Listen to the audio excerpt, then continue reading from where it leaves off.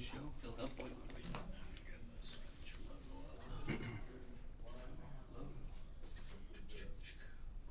Yeah, guys, I'm super informal, so Okay. like my podcast is like a normal conversation with me and myself. So, Okay. totally relax, man. If you cuss, slip up and cuss or say something crazy, don't worry about it because that's be what beeped. everybody loves. Like everybody's like, I love that you cuss or you Yeah. love the crazy stories. I'm like, cool, because I just want it to be a realistic, Right. you know. Yeah. it's We'll keep it real. Yeah, because Keep it on it. we don't want it to be like the books people No. read where it's all sunshine and rainbows Like so and perfect, yeah. butterflies. Well, the and cuss all. words will actually sometimes may come from me. So. Yeah, really. That's okay. That's all right. You know? All right. So I think he has us going. I'm just gonna do the intro, then we'll just kind of hop Okay. right into it. All right. And then, I want to make sure I get the names right. Craig. Again. Craig. I want to keep calling you Chris. That's okay. Craig. I've been called worse. Craig and Linda. Linda. Linda. Craig and Linda. I definitely can remember that. All right. Hello, everybody, and welcome to the Multifamily Man podcast powered by Total Wealth Academy. And we have our first guest, and I'm so honored to have you guys here. We have Chris and Linda. Craig. It's Craig. Craig Craig. and Linda. That's okay though. Lucas, delete that. Our first guest today, and I'm super proud to have you guys here, Craig and Linda. Yes. All right, You we got got it. All right, so Craig, I know when you were just speaking to all the members, and you were talking about a specific deal.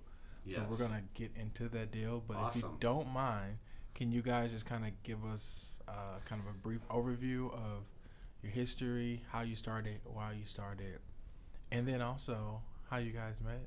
Okay. Because You it's want to all, go first? No, you it's go all first. intertwined. Right. Okay. So, I owned a car dealership in Austin, Texas for many years. Wow. Did very well. Mhm. It's not one of those big giant ones you see on the side of the road. Yeah. It was a small one.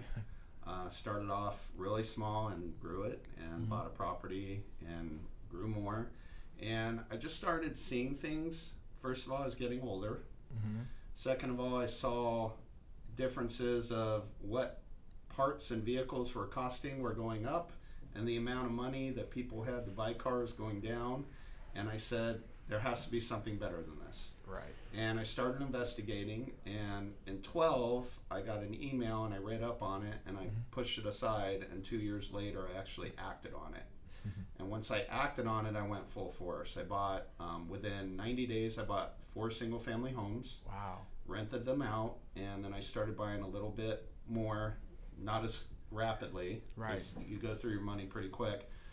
And then I was able to get a multifamily, small one, which we're going to talk about in a little bit. Right. And before I bought the second deal, which was my first syndication, I met my wife, and we dated, we got engaged, and then we got married. And so we actually met in the group we were in, real estate group. Wow. And it's changed my life, definitely for the better. Don't work as hard, and I use more my mind than I do physically Right. with work, and it's just amazing the money you can make from doing this if you do it properly, and the life change. I agree. Yeah. So 2 things that really stuck out for me Mhm. was massive action that you took. Yes. Like, how many, you said, So how many right houses now, was it? How many houses I like, bought initially? I bought 4 homes within 90 days. 4 homes was in 3 months. So that's Yes. massive action. And Yes. that's something that I talk about a lot is I feel like in our culture, we're so like stuck on getting information and knowing how, but never doing. I would agree 100% with And you it's on that. crazy how some people will find out one thing, take massive action, and have a massive amount of success. Right. And you'll have somebody that's still learning everything. Oh, I need to learn a little bit more. Or they I need make to learn a little bit excuses of more. why not to take the risk. Right. Because it is a risk. Yeah. I mean, but you diminish the risk by getting the education and the mentorship and Right. having a team around you Mm-hmm. that can not only teach you, but once you make that decision of buying something, they're there to help you along the way. Right. And then what happens there is you get that experience, and then you can help someone along the way. And I'm Right. a big proponent of that. Is I just talked about in the main room there, the deal spotlight is there was a few people in that room that really inspired me in the beginning, and now people are inspired by me. So, and you know, it's just, it goes hand in hand. So yeah, and then the second major thing that I really got from that is when you like minds, right? You guys found each other. Right. You guys met in a group. And I think a lot of people kind of don't realize how having a supportive spouse is one thing that can make you very successful. Exactly. But having a spouse that is a partner in your business and you're like this two-headed spear is a whole different level, because it's not just your efforts, it's combined efforts. And two people's efforts for the same goal is going to fast forward the success. I would agree 100%. Right?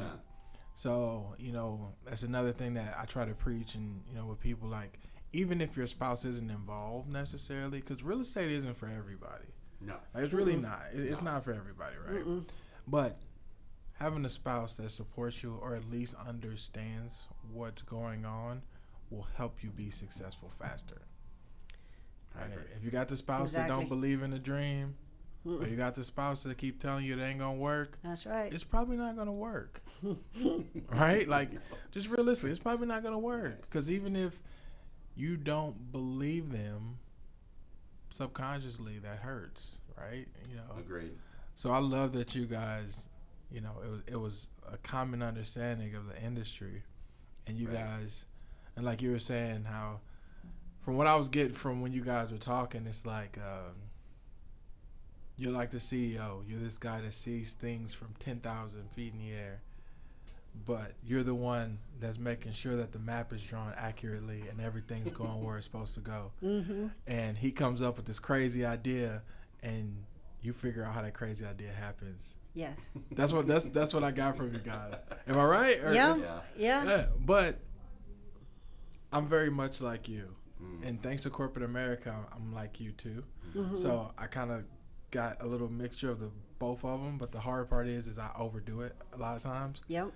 The great thing is without people with your personality, we don't move forward as humans. Right. And without people without your personality and your characteristics, the work never happens, right? Yes. Like, nobody figures out how to do it. Like, if you look at, like, Elon Musk, he's like, we're going to Mars. No, we're not. We can't go to Mars. If we could go to Mars, how would you do it, scientists? Well, this is what we would do.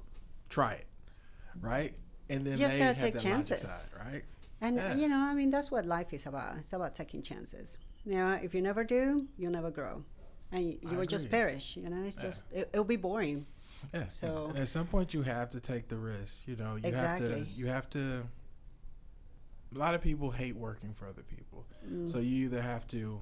And I understandable, right? Especially after you get a taste of, like, not working for somebody else and, like, self-employment or entrepreneurship. Once you get a taste of it, yes, it's over. You know what I mean? And this is just such, in our industry, is just such a great way to do it, because in reality, what people fall in love with is owning their time. It's not working for a jerk, right? Exactly. That's not what it's about. It's about owning your time, because that's the only thing that we don't get back, right?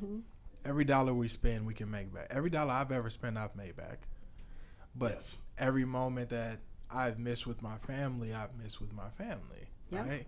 Or every moment that I miss an experience, I mix the experience, right? So this first property that we're going to talk about. Well, did we talk about Linda? Oh, Linda, yeah, Linda. Yeah. Linda's not a talker, guys. Yeah, just so y'all know, Linda's not a talker. No, I'm not. I'm just like all of a sudden jump in, but other than that, I stay quiet. Yes, tell us a little about you and your background, though, Linda. Well, my background is I spent quite a few years in the corporate world, actually in the airline industry. And I'm sorry for that. I know, but I still love it. Though I did a lot of trips, so that was, you know, for almost for free. So that was lovely. I don't regret that, but then it was time, you know, for me to kind of let go. And then I was working at another place for somebody else for about 6 years. That it was very stressful. The environment was very negative. And at the same time, though, I was already I have been very interested in real estate. I already had a couple of little rentals, but it was kind of like trial and error. I didn't know what to do because I didn't know anybody. Yeah. Not my parents or family members. Nobody knew anything. They've never been in real estate. So you're just getting a hard knocks experience. Oh yeah, it was. Okay, don't do that next time. Yeah, exactly. Right? A lot of knocks for sure. So, so yeah, it was pretty much how I learned. I lost a lot of money chasing people and people that destroy my properties, but because I didn't know how to do background checks, anything like that, until just pretty much reading a lot also from already some other that have been there, done that, books, and also joining groups. Right. So that's pretty much just that's what kind of the light bulb started, and I was like, all right, this is where I gotta be hanging out with, and so I made pretty much new friends. I totally cut out negative people in my life. I mean, drastically, not only friends, but even family too, because they can be just an anchor in your life. And so, and I'm a very determined person that when I said I'm done with somebody. So because I want something better in my life. And that's pretty much what I did. So I was with new friends, totally old friends that were all gone. They can say whatever they want, but that's fine. I just knew I had to change myself. But you leveled up though, right? Yes. You leveled up. Like, exactly. Like people always say, well, you can't have your cake and eat it too. Normally when someone says that to somebody else, what they're saying is you can't have it that way and us keep the relationship that we have. And, I look at it like we can have our cake and eat it too, but what are we going to sacrifice until we can have both? Exactly. And most of the times you have to sacrifice shitty people in your life. Oh. And I'm just keeping it real. I love it. Yes. You have to. Yes. And that means everybody. Listen, family, friends, everything that you did. Oh, yes. Pretty much a lot of the family were like totally out of my life for a few years. Right. However, then even friends and really the ones that care about you, they'll come back later. Right. And, it's just a matter of really, that's when you get to know who really your friends and family really that care about you, because they want to really see you prosper and become better. And then the ones that never talk to you again, then, they were not your friends. And a lot of times what we see is everybody's not brave to take these steps. Yes, so exactly. What we see as they don't understand that they can come off as not being encouraging. They could be hurtful. It could bring you down. A lot of times they do it in the name of protection. Because they think they're protecting you from doing something stupid or doing something bad. Because I read online, this one guy bought a house, and then he was bankrupt, and this happened, and his wife left him. But what happens is that person have never done it before. They just heard it from somebody else. Right. And, for me, it really took 8 years not talking to my entire, really family, including parents, brothers, sisters, best friends, everything. I mean, I was totally gone from that environment in order for me to totally change. And now it's like I'm talking to everybody because finally it just comes back, and they learned that I don't want to stay where I was, and that I'm here to do a difference. Right. So whether it's going to be with them or without them, they can either come for the ride or they can just go away, but they're not going to pull me down. Right. Just like that saying of the crabs in the bucket, right? It's like, if you're not with me, don't pull me down, because you're done. Yeah. And that's the attitude that I took, and that's pretty much helped me get to where I am now, and that's awesome. And meet this awesome man. Oh, look at that! Oh, they love each other, guys. So yes. I just want to input. I've probably bought 3 or 4 houses where I'm walking it the first time, and the neighbors come out, and they're like, "You're not buying that thing, are you?" And I'm like, "I sure the hell am." Yeah, I'm right buying it. Yeah. And they're like, "Do you know how many things are wrong with that house? Do you know how? Do you know this? There's no way. There's this. There's that. Negative. Yes. And you know what's great is 3 to 6 months later, when there's a renter in there making money, and they just look at you. But the other thing that happens too, which is really comical, is you've painted the house, because that's what I like to buy, is the deep value play type of homes. Right. Back in the day when I first started, the ones that were the worst, those are the ones I buy, because the equity capture. Right. It's But opportunity. you've painted, you've made it all look groomed and everything, and then all of a sudden the neighbors start painting their door or their garage, and like things change. New landscaping. Yeah, to new keep up mulch with the around the Joneses, trees. right? And, yeah. So, but I can't tell you how many times that happened where people would come out and say, "You're not buying that thing, are you?" And I'm like, "Yep." And they're like, "You're crazy. You'll never." I had one guy, "You'll never make money with that house." And now, I mean, a couple of them, I've pulled all my money out, and I've told Steve this a few times in here actually. The most exciting thing is when you own an asset and you have no money in it. Infinite return. And it makes you money every month. Infinite return. You What can't else beat it. can you do that can't beat with it. any kind of investment where you None. have no money of your own in it, Right. and it pays you money every month? I don't know of one. Right. If anybody knows one, email me, Yeah. call and me, because this and the other is the only thing- thing I know. The other part of it is you're getting the tax write-offs where your renter is paying for your taxes, your insurance. You get amortization, depreciation, and you're making money off it, but yet you get to write off all that off to where you're really on paper not making any money. Right. The crazy thing about that is like that's one of the biggest benefits. I know a syndicator who is very successful, right? And he got the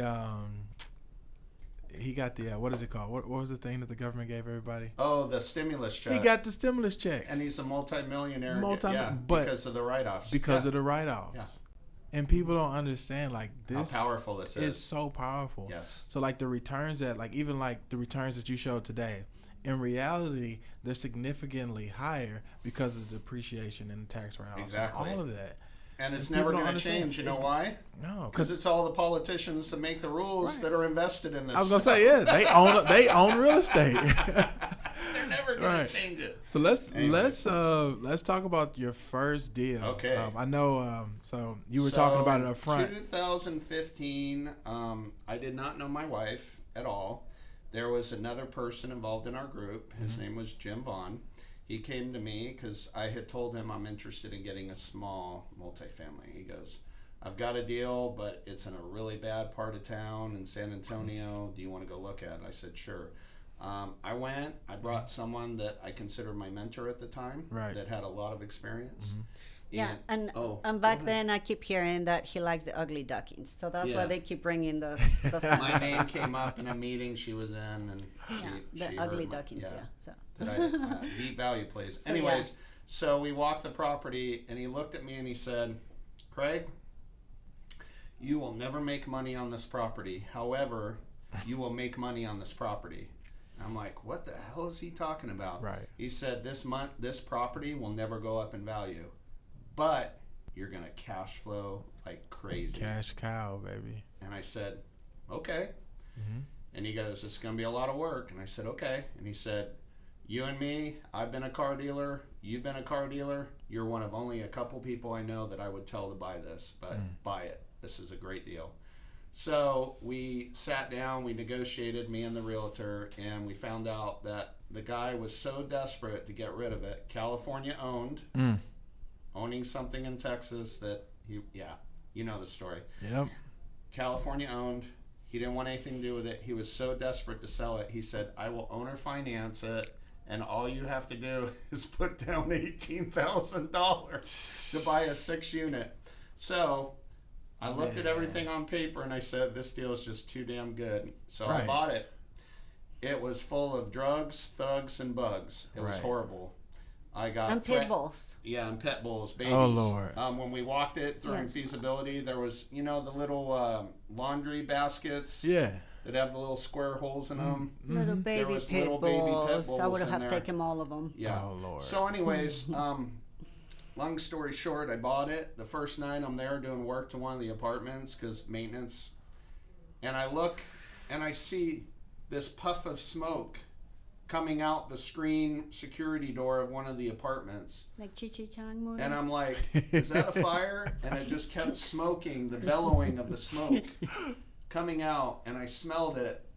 and I said, "Oh my God, this is like a Cheech and Chong movie." They were in there getting high, smoking the dope, blowing it out the door. And I thought to myself, I'm in the trunk of my car, getting a tool or putting a tool back, and I thought to myself, what the hell did I just do? Yeah, what did I get myself into, right? 7 years later, yeah. I have not only doubled the money, I've almost tripled what I've. Now, as far as what I put into it, it's even more than that. But right, because you only put in what 18. I bought it for and what I'm selling it for is over double the amount.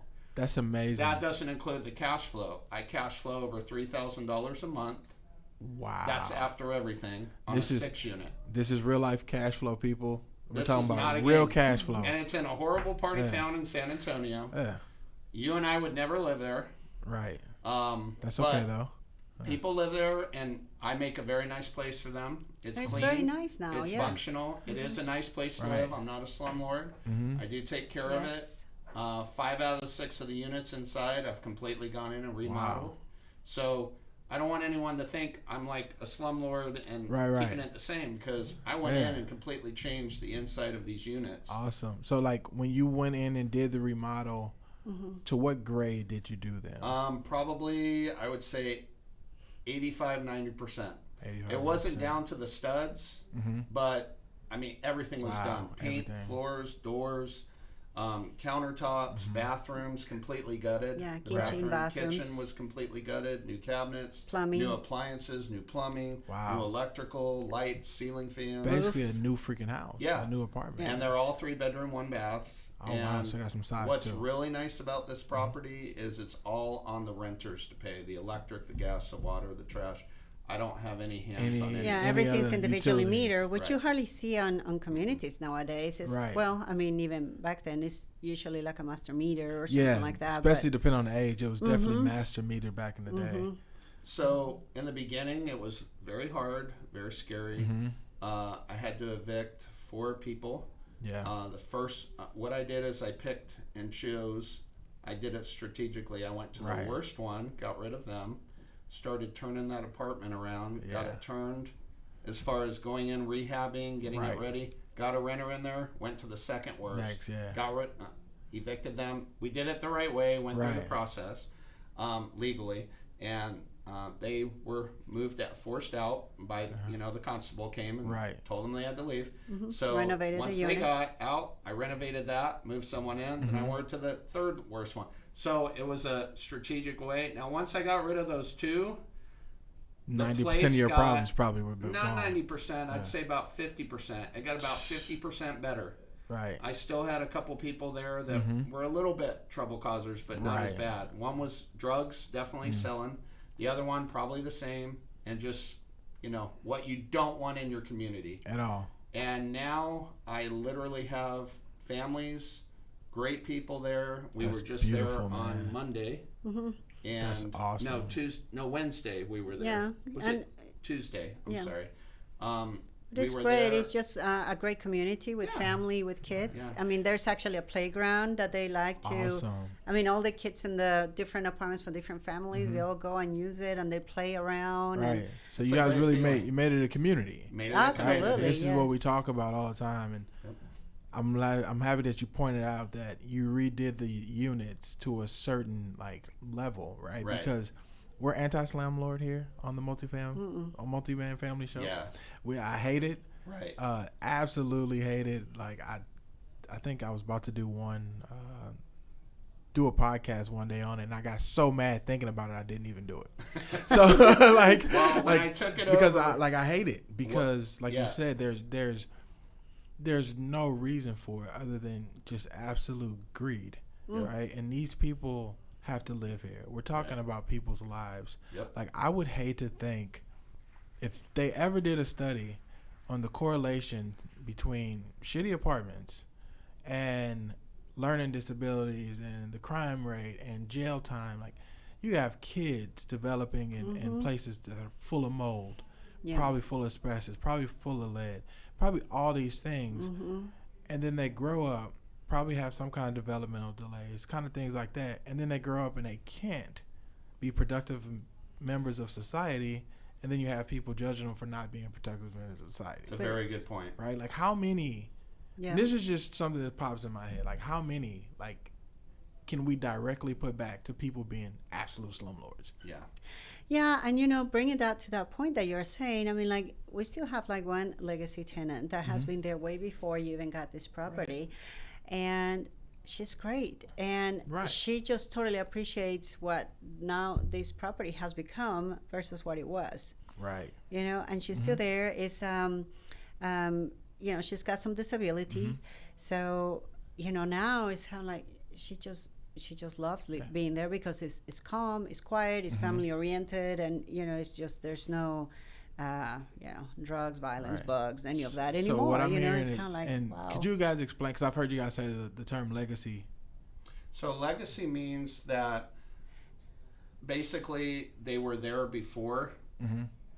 You own the property. Gotcha. You buy the property, and they stay on. Okay. Yes. Gotcha. So my second, which is my first syndication, but my second apartment community that I bought, there was only 3 legacy in the community that left stayed when I sold. Wow. Okay. But we remodeled every single unit in that property. So I literally moved them a couple times to different units, yeah. But they wanted to stay, and they weren't the problem. So I allowed them to stay. Right. Actually, you put them in a better looking unit. Oh yeah. From where they were before. So for the property, like you said, I know it was a very rough property.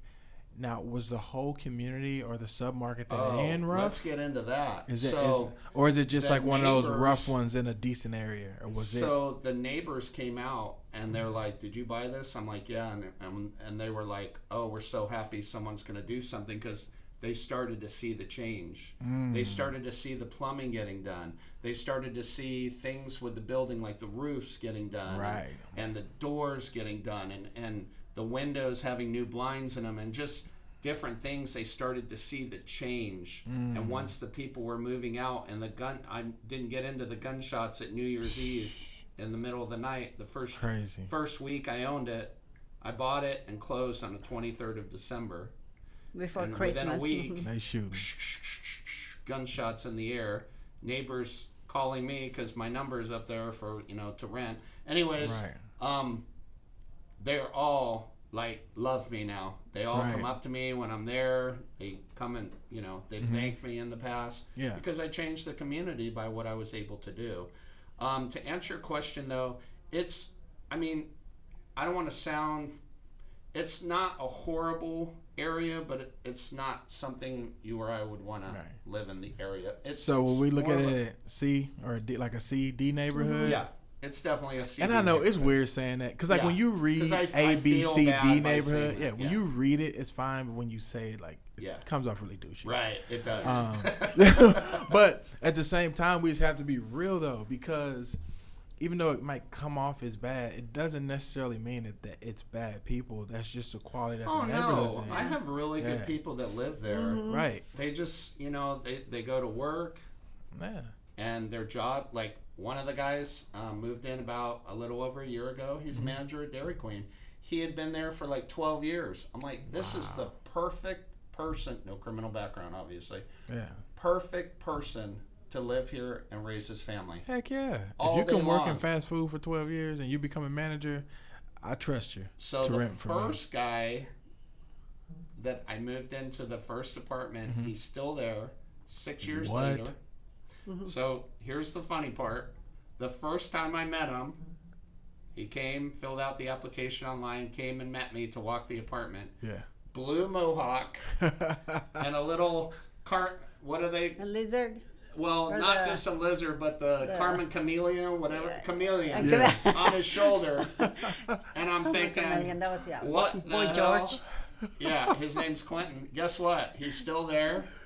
He's a great tenant, great person. Right. Yeah. He has restaurant jobs as a waiter or bartender all the time. Right. He goes works in the service industry. Yeah, he goes to different restaurants where they're busier and make more money, and he just always pays the rent. And just a really cool guy. We're closing on this property. I'm definitely getting a picture with him. I hope he has a chameleon because I want him to present it with our picture. But my goal in life, one of my goals in life is I'm going to write a book. And I have certain pictures that I've collected over the years, and I'm going to use, and that's one I'm definitely going to use explaining that. But it's just so funny. You think, oh my gosh, who am I renting this apartment to? But that just shows you, man, his character. Yeah, he's a great guy. He just wants to have a blue mohawk and a chameleon on his shoulder. Right, but he just works honest jobs, hardworking I love dude. People like that. Just wants to live in a nice place. You know, it reminds me a lot, and you pointed out and kind of gave a shout out to Bruce. You know, and something I tell people all the time is, just because you buy in a D neighborhood, or some people even call them freaking war zones, is the worst in D neighborhood. That doesn't mean that the people there don't deserve quality living. That doesn't mean that you can't give them a nice place to live. And the BS excuse that you always hear is, you'll never make your money back. It's a bad investment. No, it's not. And if you don't agree, or you think a little bit different, just you know, you can tell me your opinion. But I look at it like this: if I make that property one grade higher than what it actually is and what the neighborhood is, people will not want to leave, and I will have a waiting list. Yes. How am I losing money? You lose your money when you have to replace the freaking tenants and turn the units. Exactly. Right? That's when you lose money. Yes. If I have somebody staying for 6 years, what do you mean? Yeah. I'm not losing money. No turnover. Yeah, no turnover. Exactly. And when you redo the units like you guys did them on that one, you're not going to have much maintenance anyway. It's a brand new freaking house. Exactly. Right? So all the stuff that we have budgeted for CapEx and replacement reserves and all that, we still put it aside. But in reality, you're not going to touch it for a while. Right? And the maintenance budget is there, but you're probably not going to touch it for a while. Exactly. Right? Especially when you get the good residents in. So it's awesome that you guys, that you did that in a neighborhood like that, to a property like that. And there was proof of concept because you went to the next one and did the same thing. It was a springboard. Yeah, so people go, oh, it's just a small property. No. Exactly. That was my training wheels. Right. That's what it was. Yes. Right. And you proof of concept that you can do it. Right. And you can make money doing it. Correct. So let's go on to the bigger one. Right. Right, because from a 6, he was able to jump to a 33 unit, which that one was also a deep value play. And there's great stories like that family that have lost their kid, and then and then they were able to get their kid back from the courts. Because they had a good place to live, and they both parents were like in trouble with drugs. They were both on drugs. And for 2 years, they straightened their life out. Worked and the county McDonald's. took their kids away from them. Took their kids from them, and then they had a nice, safe place to live, which I provided. And they were there for 2 months, and then they got their kids back, and and they came pretty much they paid a couple days early, actually. Well, again, but they came to tell you, though, that it's like thanks to being able to provide a nice place to live in. This is what I'm talking about. Yeah. Okay, let's say you were a slumlord, and they couldn't get their kids back. Right. We have more kids in the system. Yep.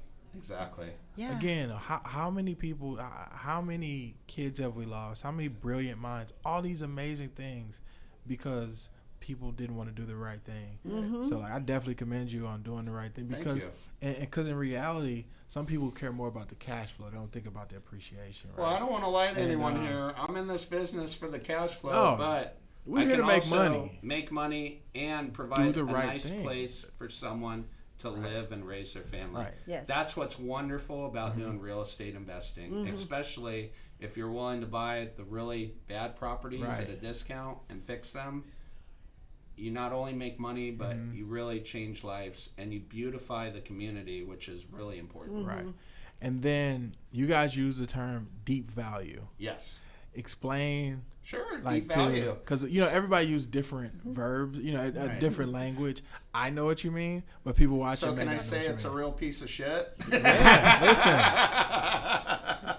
Because that's the real way to say it. Listen, you can say it. This isn't monetized yet. It's okay. Right. So deep value basically means there is a lot of deferred maintenance. Right. And whoever owns it and is running it, they're not putting any money into not only the maintenance, but the major things like potholes in the parking lot, the roof springs a leak, we'll just patch it with this $30 bucket of patch stuff and let it go. You see the tarps on there for plumbing. 2 years. Or the tarps, yeah, and the plumbing, you know. Yeah. Yeah, We'll just fix this little piece and that's it. So that's basically a deep value play. For years and years and years, it's been ran that way. And nobody's put any real significant money in it because, like you say, they're greedy. They just want to pull their money That out. cash flow coming, that's all they Yeah. care about. Yeah, pay me the rent. I don't care about the problems. Right. So, you know, and a lot of times it can be management problems too. Yes. That you have this nice property, Yeah. but the management's either embezzling Yeah. or they're just Lazy. not there to work. Yeah. Don't know what they're doing. Or they don't know what they're doing. Yeah. A lot of times they just Absolutely. don't know what they're and doing. that could be Yeah. a value play. Right. That it's not actually Those the are the physical property. those are it's the more ideal ones when Yeah. it's bad management. Oh, yeah. Yeah, That's operations, ideal. exactly. operations. Good- Yeah, good you know, term, Robert Martinez and their crew specialize in that. Just finding Yes. properties that, well, God, they're just managing it bad. Right. It's not a bad property, and they Right. go in there and do the right thing and right. just Lower kick expenses, ass. increase. Yeah. Yeah, and take care of the Increase the little income. problems. You know, Yeah. it's like, why just let it go? It's like, Right. I mean, that's their own investment. You know, it's like, why let it go that way? Yeah. Yeah, and again, I think people get in that cycle, right? Where, well, I think a lot of people who do it are doing it intentionally. I'll just be real. I think a lot of people who are slumlords are intentionally being slumlords, and Yeah. they don't care. But excuse me. But then you have some that don't quite know what they're doing, and then, you know, all right, well, let me lower rents to get people in. You know, then they might lower the rents, but then they're not making enough money to take care of the repairs, and then they kind of financially become a slumlord because they didn't know what they were doing.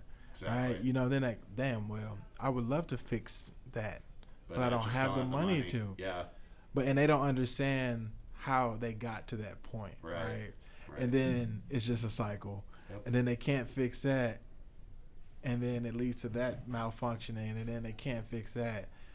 And then, you know, people like us come in and be like, yo, man, you know, we could take this problem off your hands. Yeah. Well, it's just like you said. I mean, real estate is not for everybody, No, but definitely everybody not. can do it if they put really their heart in it, and they want to change their lives and their family lives. And I That's suggest for what it people, takes. if you know you're not this person who is a good manager, if you know you're not an operations person, and if you don't necessarily trust yourself working with the management company, you are the person that needs to get with syndicators. Those are the people that Right. need to call you and email you guys. Those are the people who need to contact you guys so you can show them what you do, how you do it, and they can still get those returns without getting their hands dirty. You know what I mean? Like Exactly.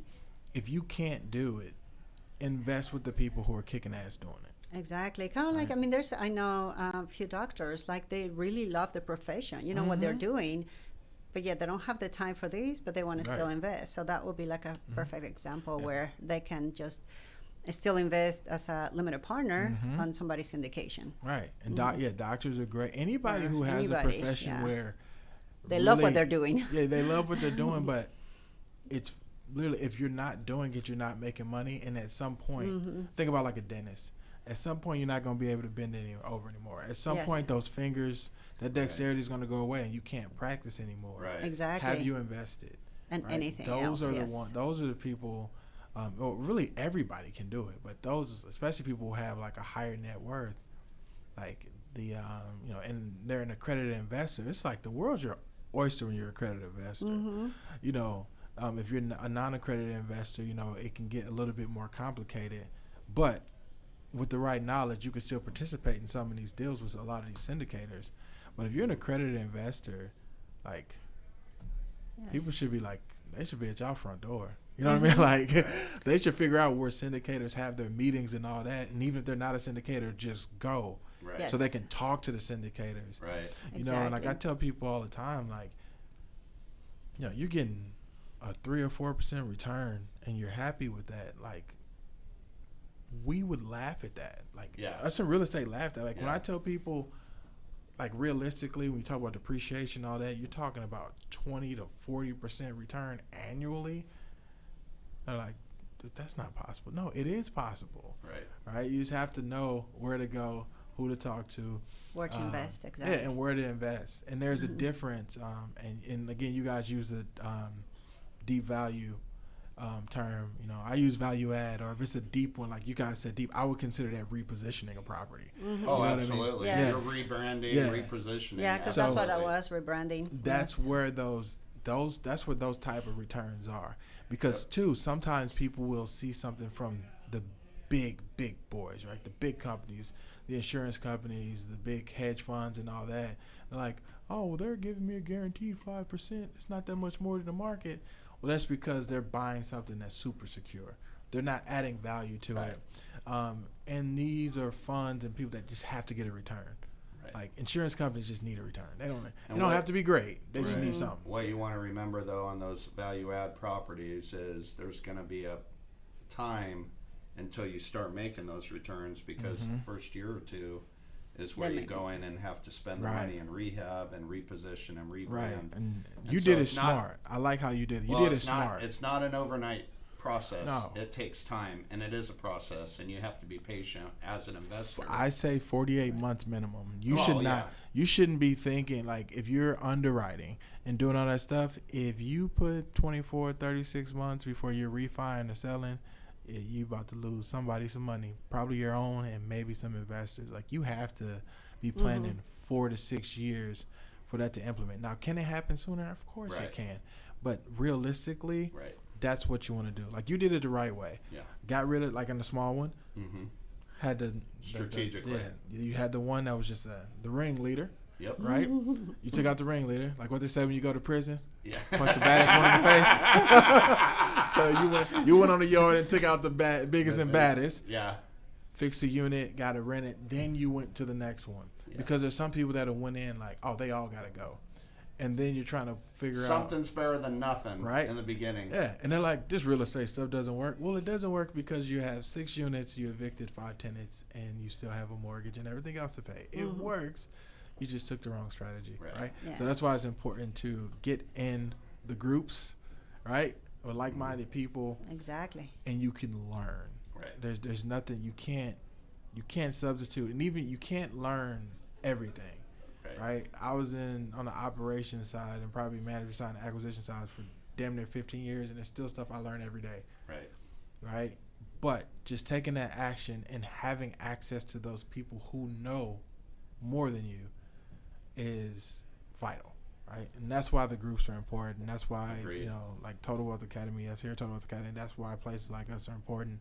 And we're not the only ones that give the information. I tell people all the time, if you don't come to us, go to somebody. I don't care who it is. Just go to anybody. Just Right. do Get something. the information. Go to somebody that you might trust Yes. more, or you like more, whatever. Go to them, learn, and take action. So the last question I'll have for you guys: how has real estate changed your life? How has doing the investment and now doing the syndication? How has that changed your life? You want to go first? No. Besides you guys getting married. and Well, finding yeah, each other. that was wonderful. Well, I mean, I just have more of a peace more peace in my life because I'm not stressed over making money for someone, being micromanaged, and it's now for myself. And it's not just the wealth, the money, it's more of the lifestyle of living the way I do now. Right. We have a beautiful home we live in. We have, properties that whether I'm on vacation or Right. sitting in bed at home or watching TV, they're producing income for me. Yeah. And you don't get that with anything else that I've know of. Right. And so my life just in total is so much better because That's of awesome. real estate, and it's just changed my way of thinking about leveraging loans in order to own pieces of property, because obviously none of the properties I have are completely owned outright. Right. I have leverage on Leverage all on of them, and it's That's the name of the game, though.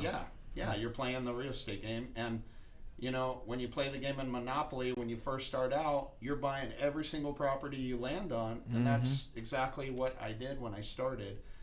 I saw a good deal, I bought it. I saw another deal, I bought it. Well, I got to where I couldn't afford anymore, and I figured out ways of how I could borrow money, or Right.